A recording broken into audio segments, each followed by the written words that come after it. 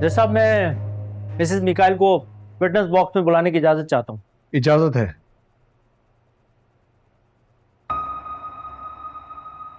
आपने शायद सुना नहीं मिसेस मिकाइल।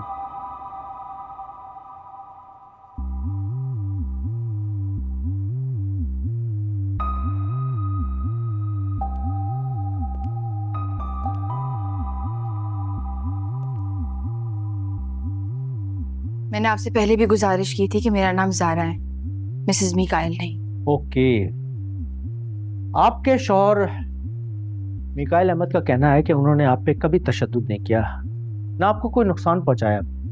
आप क्या कहती हैं इस बारे में? क्या ये झूठ बोल रहे? मैं आपसे पूछना चाहूंगी कि तशद्दुद क्या सिर्फ जिस्मानी होता है? अभी जिस तरह से अदालत में मुझे जलील किया जा रहा था, मेरे किरदार पे उंगलियां उठाई जा रही थी, उसी तरह किसी शादी में अगर रोज किसी को जलील किया जाए, हर लम्हा उसका ऐसा ही गुजरे, तो उसके लिए कोई और टर्मिनोलॉजी होती है क्या?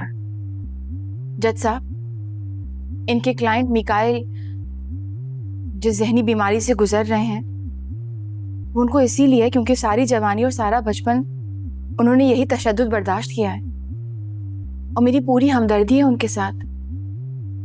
लेकिन इसका हरगिज ये मतलब नहीं है कि इस हमदर्दी के चक्कर में मैं अपनी बाकी की जिंदगी बर्बाद कर दूं। मैं ऐसा नहीं कर सकती।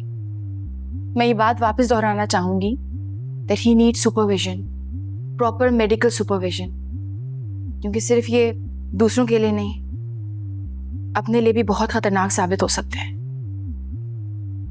इस बात की मुझे बहुत खुशी है कि मिकाइल और मेरी कोई औलाद नहीं है, और अगर होती भी तो इसी तरह बढ़ जाती। बचपन में किया गया जुल्म, ज्यादती बच्चे की जिंदगी को तबाह कर देता है। वही बच्चा बड़े होकर एक जालिम बन जाता है और किसी दूसरे की जिंदगी को बर्बाद कर देता है, या उसकी जवानी को, और ये सिलसिला यूं ही जारी रहता है। मैं ना ही इस सिलसिले का हिस्सा बनना चाहती हूँ और इसको खत्म करना चाहती हूँ। वेरी गुड, बहुत अच्छी दलीलें दी आपने। वैसे एक बात मैं आपसे जरूर पूछना चाहूंगा कि शादी से पहले भी तो आप मिकाइल साहब से मिली, उस वक्त तो आपको कोई मसला नजर नहीं आया, तो फिर इसका मतलब तो ये हुआ ना कि ज्यादातर नॉर्मल रहते। मिकाइल की बीमारी की नौयत जानने के लिए उनके साथ रहना जरूरी है। देखिए जज साहब, मैं प्रेस कॉन्फ्रेंस में इसके बारे में सारी बातें कर चुकी हूँ, सारे सबूत भी पेश कर चुकी हूँ। इसके बारे में मजीद बात नहीं करना चाहती, बस सिर्फ ये कहना चाहती हूँ कि अपनी बाकी की जिंदगी आराम से गुजारना चाहती हूँ, और उसके लिए मुझे मिकाइल से खुला चाहिए, निजात चाहिए इस रिश्ते से मुझे, प्लीज। हैरत है मुझे कि आप मिकाइल साहब के हक पे इतनी हमदर्दियां जताती हैं और अब उनसे अलग होने की बात कर रही हैं। बीवियां तो हर हाल में शौहरों का साथ देती हैं, ये किस तरह का साथ निभा रही हैं आप? कौन से साथ की बात कर रहे हैं? मुझसे पहले मिकाइल की 2 और बीवियां थीं, उन्होंने साथ निभाया था ना। एक का पूरा जिस्म जला दिया गया, और दूसरी ने तो अपनी जान ही गंवा दी।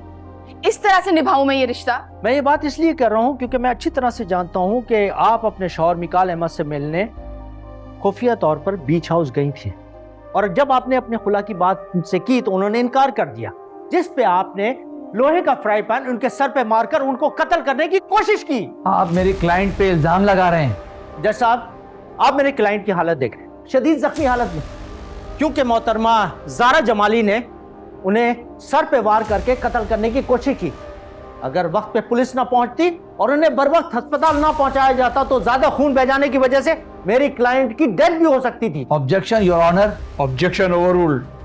प्लीज कंटिन्यू तारिक साहब। Thank you your honour. Your honour, मेरे फाजिल दोस्त ये ऑब्जेक्शन इसलिए कर रहे हैं क्योंकि इन्हें इस बात का इल्म ही नहीं कि इनकी क्लाइंट ज़ारा जमाली खुफिया तौर पर मिलने मेरे क्लाइंट मिकाइल अहमद के बीच हाउस गई थी, जहां उन्हें जख्मी करके ये वहां से फरार हो गई, जिस बात का पता ना इन्होंने अपनी फैमिली को चलने दिया, ना अपने वकील को और अदालत को भी।